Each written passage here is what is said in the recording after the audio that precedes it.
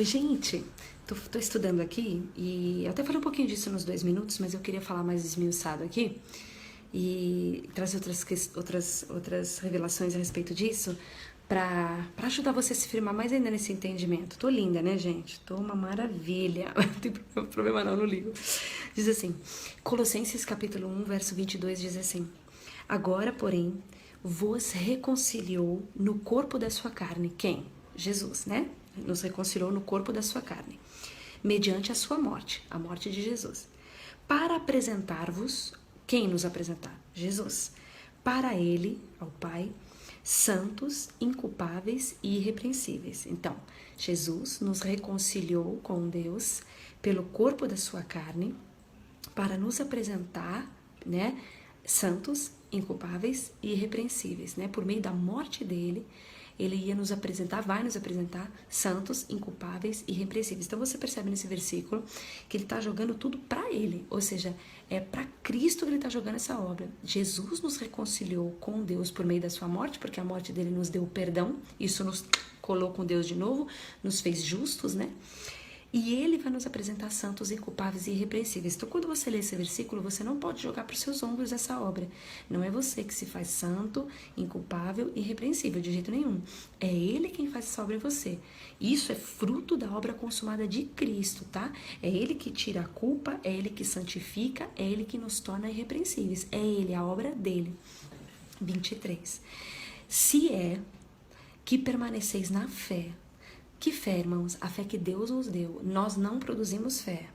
Deus nos dá fé para crer em Jesus, tá? Por que o mundo acha que essa obra, essa questão de perdão de pecados na cruz é loucura? Porque precisa receber a fé para crer nisso, né? Senão, pela mente, ninguém entende. Então, Deus nos deu a fé. Então, se é que permaneceis na fé, nessa fé que Deus te deu, alicerçados e firmes, confiando, né? E não vos deixando afastar da esperança do Evangelho.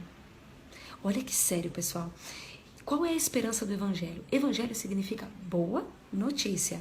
A esperança que me dá a boa notícia. Qual é a esperança que ela me dá? Volta para o 22.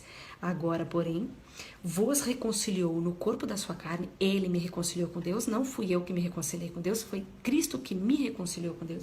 Mediante a sua morte, por causa do sangue, para apresentar-vos, ele me apresentar perante ele santo, inculpável e irrepreensível. Ou seja, essa é a esperança do Evangelho, que não sou eu quem tenho que me reconciliar com Deus pelas minhas obras, não sou eu que tenho que ser perfeita por aquilo que eu faço, não sou eu que tenho que ficar me confessando cada coisa que eu faço, não, eu apenas tenho que esperar na boa notícia que me foi dada. Qual é a boa notícia? Versículo 13. Ele nos libertou do império das trevas e nos transportou para o reino do Filho do seu amor. Aqui, filho do seu amor, no grego tá do seu filho querido ou filho amado, tá? Então, ele nos tirou do império das trevas. O que é império? Império é algo expansionista, né? Algo que expande, ou seja, Satanás veio para pegar todos os governos do mundo. Ele me tirou desse império e me levou para o reino do seu filho querido. O reino é um rei com um povo. Não é essa intenção expansionista, é ter um povo onde há um rei. Então ele me tirou do mundo e me colocou no reino do seu filho amado. Essa é a boa notícia. Olha aqui, no qual, no filho, temos a redenção ou resgate, a remissão ou perdão, pode colocar, dos pecados. Ou seja, essa é a esperança do Evangelho, que nele eu tenho o resgate, o perdão dos pecados. E é Ele que me reconciliou com Deus, me fez uma pessoa justa, não pelas minhas obras, mas porque Ele, a justiça que Ele praticou, o fato dele ter sido perfeito, recaiu sobre mim a herança, ou a recompensa que Ele tinha veio sobre mim, porque Ele tomou o meu lugar na cruz e me deu o lugar dele. Hoje eu tenho o lugar de Cristo, por isso que a Bíblia fala que nós estamos em Cristo, que nós somos justos, que nós somos como Ele. E eu tenho esse sangue, o sangue de Cristo sobre mim.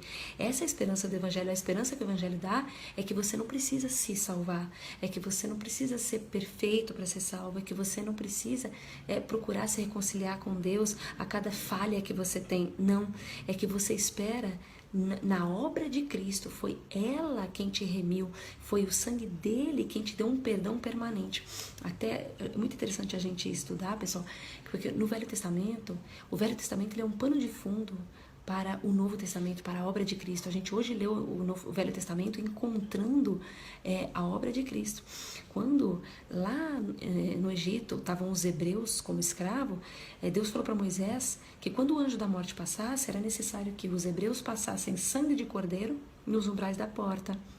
Para quê? Para que quando o anjo da morte passasse, ele visse o sangue, ele não entrava. E naquela altura, a Bíblia relata isso, que alguns egípcios entraram para se esconder dentro da casa dos hebreus, onde havia sangue. E os egípcios eram pagãos, os egípcios não eram o povo de Deus. Mas porque havia sangue na porta, o anjo da morte não pegou aqueles egípcios, os primogênitos, né? Esconderam os primogênitos dos egípcios lá dentro. Ele não pegou. Por quê? Porque havia sangue na porta. Então não interessa se lá dentro havia um pagão, não interessa se lá dentro havia um povo que não cria em Deus, não interessa, eles estavam lá dentro e o sangue estava na porta. Então o anjo nem filtrou. Quem está aí dentro é perfeito, quem está aí dentro é crente no Deus de Israel. Não, ele nem filtrou. Tinha sangue, ele não entrou. E a mesma coisa, sobre nós está o sangue de Cristo. Por isso que fala que nos reconciliou mediante a sua morte.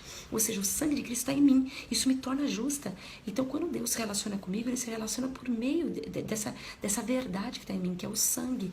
É uma coisa que está permanente na minha vida. O sangue está sempre na minha vida. Então qualquer falha minha, o sangue está ali, ou seja, é um perdão permanente.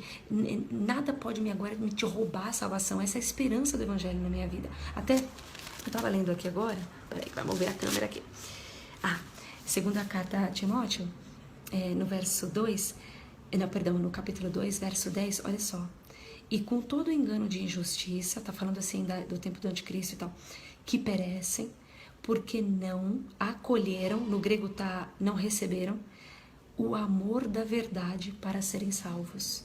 O que é o amor da verdade? Vamos lá, quem é a verdade? Jesus fala que Ele é a verdade.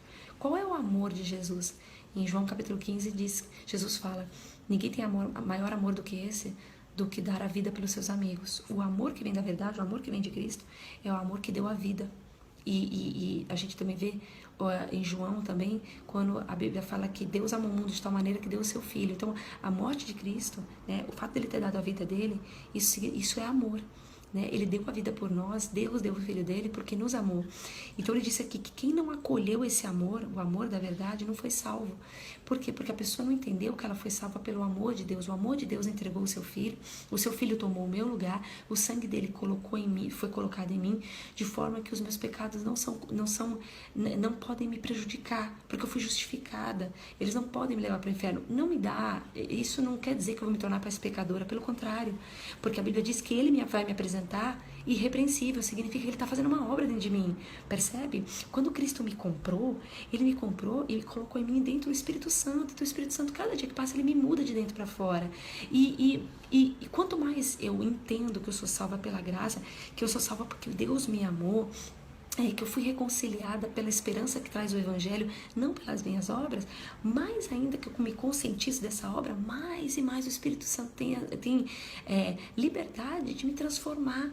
Isso é tão maravilhoso, pessoal, porque eu falo por experiência própria, que quando eu estava na religião, no tempo da lei, a gente tem que ficar tentando mudar. Sabe aquela coisa, não, daqui pra frente eu não vou fazer mais isso, não, daqui pra frente eu não vou pensar mais isso, não, daqui pra frente eu não vou falar mais isso. É uma mentira, cara, porque daqui uma semana você tá fazendo a coisa de novo.